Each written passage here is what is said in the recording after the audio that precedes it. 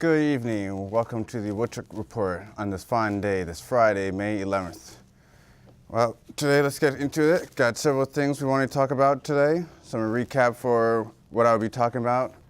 We did have the big surprise of the North Korea thing. Those of you know me, I'm a huge fan of international policy, international news. We do have the more on Syria as we're going on, but certain things I would like to focus on today, right now, will be the local stuff. This was emailed to me today for things from Campaign for Vermont.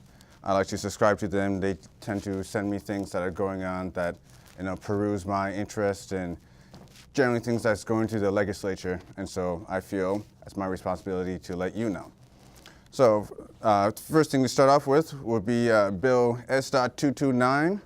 And the bill is designed it's moving forward, and it's a census-based model for school funding. And I know I was hearing today from several coworkers that the school funding thing has been kicking up now, especially we're in May, and school year is coming to a close as of actually the end of the month, graduation being usually in early June. So S229, I'm going to read off my notes here for you.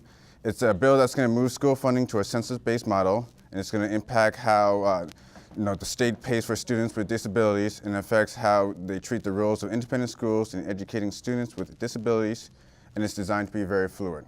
So one of the primary issues is that the census-based model does not translate very well into independent schools, and it leaves other funding mechanisms in question.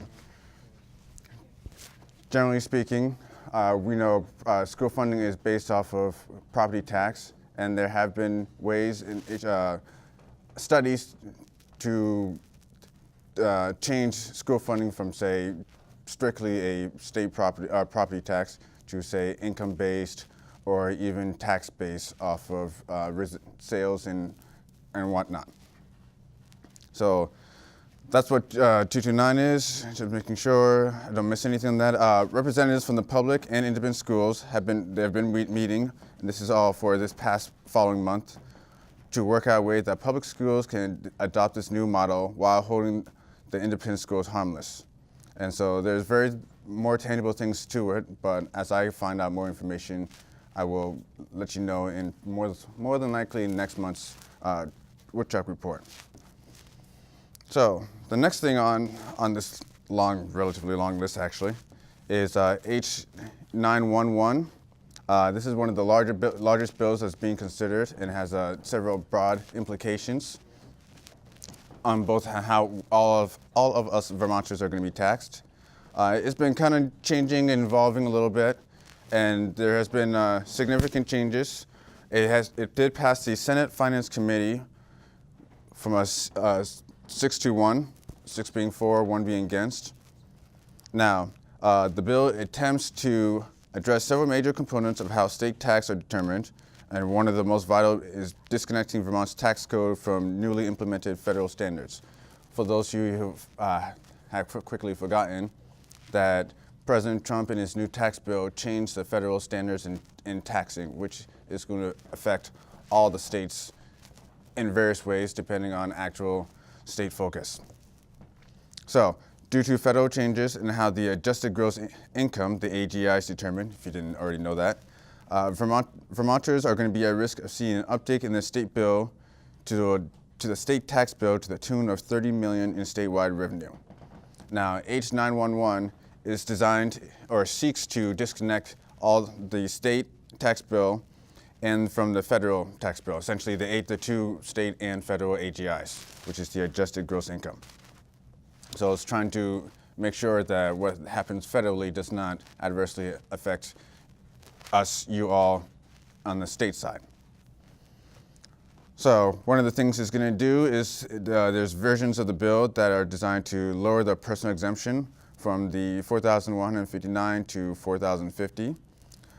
It will not collapse the top 2 Vermont income brackets, but it is designed to change the top 2 income brackets by 0.1% to 8.85% and 8.7% respectively. And it's going to change the bottom 3 tax brackets by 0.2%. It is also attempting to add an education tax surcharge and move away from a general fund transfer to pay for schools back as I was saying with the previous bill of 229, which I've already forgotten about. So one of the things that the bill is going to attempt to eliminate is caps on charitable contributions, which are claimed, but also simplifies how those donations are treated. If any of you have ever done a tax charitable donations, you know there's a lot of paperwork, or there can be a lot of paperwork depending on the perceived value of what that contribution is. And so instead of being calculated as a standard deduction, they're going to be treated as a tax credit of 5% of the contribution donated to charity. And this bill will also increase the earned income tax credit from the current 32% to 35% and exempt Social Security from tax. So that bill was H911. The next bill that is being considered and has been considered is H919. And this bill is designed for the most significant problems facing job futures in Vermont, which is that of the lack of skilled workforce. So CFV, which has long been a proponent of supporting all educational paths, which not just those on the college track, but those on vocational and journeyman tracks and apprenticeship programs, which are designed to help guide students, towards skilled jobs. For example, things like construction, welding jobs, electrical jobs, plumbers, and etc. So jobs are frequently very high pay salaries, which start right out the gate, but requires tens of thousands of dollars in debt because it usually is a journeyman / apprenticeship program. So H919 is designed to build steps to improve steps in building that structure around those goals, and it helps as they say, strengthen current programs and create new systems to ensure broad access to educational guidance at an early age. Start young, start young, start young. So it's a rather large, complex bill, and if you wish to learn more, I suggest read up on it, because it is going through the legislature, and contact your respective representatives. Excuse me. Another thing that's going through right now is the Ethics Committee. So in case if you haven't been paying attention, is to create an Ethics Committee due to certain ethics violations that have gone on both through the Senate and the legislature. So it's designed, the committee is designed to create standards for how to accept a complaint, to generate a report that includes recommendations on how to increase participation in the program. And so some of these things are going to be moving offices, making the signs more visible, and designing a secure and confidential place to store documents. So, which is kind of disappointing, the fact that this doesn't already exist. So those are some of the things on the local side that I wish to talk about. Excuse me while I just grab my notes. So, moving on, one of the things I have extra notes on is 229, since that is going to be the bigger of the two bills, of the three bills I just mentioned. And as I said, it's designed to expand special education requirements for both independent schools or any schools under Vermont's school choice system. Now, the students in school choice program, they utilize a tax-based public education dollars to pay for enrollment at various independent schools. And so school choice is a system that is designed to offer students the flexibility to enroll in academic programs that complement the public school system as well. So again, if you don't know what school choice is, it allows you to send your son, daughters, or whoever to a school of your choice by allowing you to kind of shift your tax dollars around to help offset cost tuitions to the respective school. So I will go on, but I could probably do an entire diatribe on this entire thing, because it's tending to get a lot bigger and more complex as the more and more issues are being brought out. So, but I have other things I would like to talk about today. So if you wish to know, the bill is S229, so contact your local representatives and get involved as always.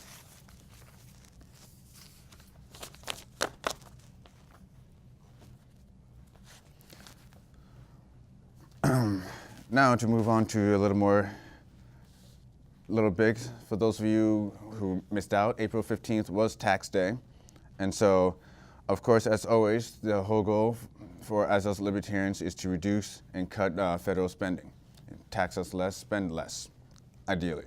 So, for about 56% of Americans who pay a federal income tax, both on the upper and lower regions, April 17th was this year because due to the holiday.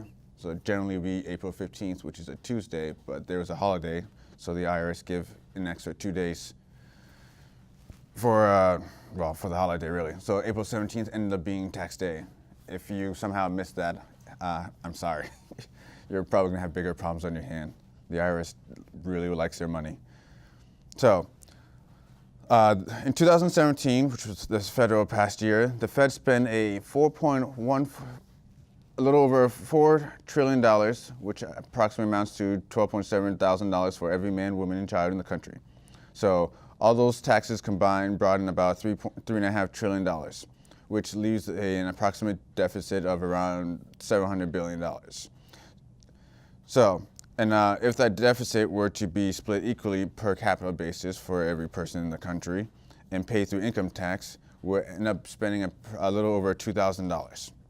So we have essentially an approximate deficit spending of an additional $2,000 on every person in the country. Now, and if you split that, $2,000, the actual deficit among the 56% of the actual income taxes, that increases actually to $3,700 per person. So an additional $3,700 on top of what you already paid just to account or would need to be accounted for to pay for deficit spending. The Republican tax bill that was passed is estimated to increase that deficit spending by another $1.5 trillion over the next 10 years, which was one of many reasons why I was against it in the first place. It doesn't help if you cut spending, if you cut income and then somehow still increase your spending. The math just doesn't add up. So now, this is all coming from the National Libertarians who sent this to me. So, and some of the things they're quoting, and they're the ones who ran the numbers for me here, is even at the modest series of federal spending cuts, which if they total $712 billion, which will balance the budget and leave $56 billion for income tax cuts, things that would need to be done is defense spending would have to be cut in half. So, which would save an approximate $316 billion. Currently, defense spending is about $720 billion as of the last fiscal spending that was just passed. Food and agriculture will have to be cut as well, which will save an approximate $138 billion. Housing, which would be subsidies to building industries, would save about $90 billion. Again, these are all cuts that could be made to account for reducing the deficit spending. Education would have to also be cut as well, which would save, according to their numbers, save an approximate $85 billion. And energy and environmental spendings, which is more than less corporate welfare, subsidies to corporations such as the oil and gas companies, which definitely don't need subsidies, that would also have to be cut to a savings of approximately $51 billion. And then spending on the science and arts will also have to be cut to save an approximate $32 billion. Remember, this is all just to reduce and eliminate the deficit spending that we have currently. So, and more arguments were placed if we eliminate, say, a few $1 billion of waste, fraud, and mismanagement. For example, they highlighted the IRS in here. All this could be, we could, in theory, have a balanced budget. But I know some of you who are watching this or who will be watching this will probably have a couple of objections to several of the cuts in all sectors. In case you're wondering, it is cuts in all sectors, including defense, food and agriculture, housing, education, energy, and science, which account for the majority of our federal spending. So those are examples of what Libertarian National sent to me. Now, to move into the nitty gritty, my favorite topic of the day, both North Korea and Syria. Now, for those living underneath a rock, North Korea has decided to play nice and be cooperative, and actually the President Kim Jong-un decided to meet with the Prime Minister of South Korea, and so doing so, they have now ended or talking about the ending of the Korean War, which has been going on since 1953, and actually that is not right. 53, 54, I believe, but I might be off by a couple years. Now, I'll do a quick recap of how the whole peninsula thing started. And so the U.S.-North Korean tussle dates back to 1945. So earlier, the Korean peninsula, both the north and the south, were under the strict regime of the Japanese emperor. So back in World War II, Japan was the very aggressive of the region in the Asian Pacific region. And so they, at the time, occupied the Korean peninsula. So after the end of the World War II, when the Allies won and Japan was stripped of much of its territories they had conquered, the USSR, Union of Soviet Socialist Russia, which is now current Russia and several of the CIS satellite countries, including North Korea and the US taking South Korea apart. So that started the whole Cold War. So the USSR came and pretty much became buddies with North Korea, and we the Americans, US, became buddies with South Korea. And hence the Cold War started. Well, the Cold War had already started then, but that was just more proxy wars for that. So the North Korean Communist Party, which was essentially a puppet regime of the USSR, while South Korea at the time was and I have heard arguments, South Korea currently was a puppet regime of us. So the two countries, Russia and the US, were having a proxy war with North Korea and South Korea. And that has been played out, the Cuban Missile Crisis, Vietnam being another big one, and various others as well. So all throughout that time, there were a bunch of food crisis, medical aids, all coming from the respective donors of the countries. Now, the North Koreans, they dreaded the U.S. monopoly on the global superpower. And just like any communist-backed nation, they tried to do something about it. So, just as many anti-American states currently, like, say, Iran, Iraq, and China, they all started developing nuclear weapons. It's a very big holding ticket, so to speak, carrots, really big sticks in terms of as a bargaining chip. So that is essentially why North Korea wants nuclear weapons, because it's a really big bargaining chip they can use in negotiations. So North Korea would not have sought the U.S. help for economic development because of previous histories, as I just stated. And so they turned to Russia and now China. So that was the message that was happening. And then fast forward time, and they've been slowly between Kim Jong-un, Kim Jong-il, and why can I not remember the original emperor, or president.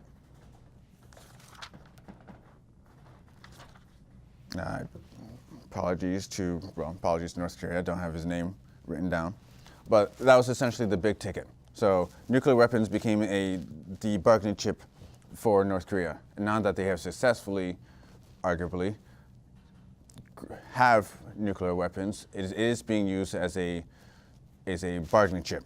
And when in the upcoming negotiations, which is next month, I believe, between President Trump, President of South Korea, and President of Kim Jong-un of North Korea.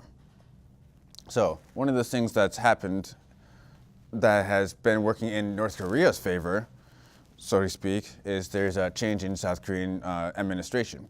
So since about 2008, South Korea has been ruled by two conservative administrations that were politically conservative. So, and at the time in Korea, being politically conservative means you're very pro-U.S. and so I'm very anti-North Korea. So that has been a detriment to North-South Korean relations. So much of that good work and goodwill came from North Korea that has been undertaken by South Korea now is under the current new president, Roh Moo-hyun, apologies for my Korean pronunciation, and Kim Dae-jung, which are the two administrates which have been completely undone. Those are the original two conservative administrations. So the new the president now, Lee Myung-bak and Park Geun-hye administration, which originally sought to threaten and antagonize the North, and so, which were the two administrations that were very pro-American, anti-North Korean. Well, there was an impeachment last year of Park Geun-hye, who now had to resign. I believe it was a resignation. And so the new administration has been more than willing to talk to North Korea. It's a very more liberal. Of course, for Korea, being liberal is less anti-American and more willing to talk. So the new administration has been less antagonistic and more willing to negotiate. So that's one of the many things that's helped. Another thing that is being said is that North Korea has been doing plenty of missile tests. Of course, they've been under sanctions for an extremely long time, decades. So they don't have an unlimited amount of resources and money, but they still do have resources and money. So it's been said that all these missile tests have been draining their coffers, so to speak. And so now that they have successfully demonstrated their nuclear capabilities, they're looking to lessen some of these sanctions so that they can negotiate for a reduction in, say, budget and improve and eliminate some of the political sanctions and economic sanctions that have befallen them. And so essentially open up their economy now and bargain the nuclear weapons away, which is, again, back to why they're being so cooperative. They have done what they wanted to do, and now they're trying to move on. And so for those who are thinking, no, where is this coming from? I'm wrong, blah, blah, blah. It was pointed out to me, this was not my thinking myself, but it was pointed out to me by an actual a master's in international relations, one of the people on the many sites I have conversations with, and he was saying that this is essentially Mao's playbook. So back in the 60s, China, under Mao, this is the same exact play. China developed their nuclear weapons under international sanctions, and they weathered through it. So China, being the largest beneficiary of North Korea, is essentially giving North Korea their playbook, and it's working very well. So that is where you're going to see, this is now my personal take, is you're going to see a lot more friendly relations with North Korea, between North and South Korea, because North Korea is going to bargain, an open economy away for them, because now they have, all the chips are stacked in their deck. And it's very hard for us to do something against them without looking essentially like the bad guy, or looking like we don't want this peace to end. So that's what's happening, and looks like I've been giving my short time, my timer. And since I'm actually running out of time, I wouldn't keep it short and quick. But before I finish it, I just want to, this is a little tidbit that was sent to me by another fellow economist online. And it's, I'll use my last 5 minutes. And the question that was posed was, what is a socialist justification for stealing the fruits of my labor and redistributing it to someone else who made different decisions than me, therefore ended up in a different situation than me? And so the touch of it, I'll read parts of it while I can, is, and the primary problems that come with is mostly with the anarcho-capitalist and the ultra-libertarian thought, which are social programs such as SNAP, Social Security, etc., which really aren't there for the goodness of our hearts, but to essentially exist, the social programs exist as a routine protection. So, and the arguments were made, if people are starving to death and watching their children starve to death, they have, in the words of Karl Marx, nothing to lose but their chains, and they will resort to violence. So, arguments could be made that natural law and property rights all you want, but if you don't have anything to eat, and if you have enough to eat and they don't, they will take your food, and if you try to stop them, they will kill you. So, and this harms society at large, and so society at large makes preventative rules to prevent this from occurring. Now, the arguments and examples they were using in this was from 18th century France, which the bourgeois lived in opulent palaces, they ate sumptuous meals. Meanwhile, France was having famines. And so what happened? The common people, seeing the incredible waste that was happening as they were starving, rose up and they executed the nobles. So this led to the Reign of Terror, the rise of Napoleon Bonaparte, and eventually, arguably, the worst conflict of the 19th century. Now, it's said that there are ways of preventing another French Revolution type uprising, in which one of those things is instituting, say, a vast military style, a well-armed police force to essentially put down the uprisings, which tend to become very expensive. More expensive than just simply feeding the people in the first place. And so now with my last 2 minutes, I'll say that was just the arguments put. There were a little more to that, and next time I'll go a little more in depth. But that was just a question that was posed. What is a socialist justification for stealing the fruits of my labor and redistributing it to someone else who made different decisions than me, therefore ended up in a different situation than me? And the arguments were to essentially prevent a French-style revolution. And so with that food for thought, I say you have a good day, enjoy the weather, and I will hopefully see you next month on the Woodchuck Report.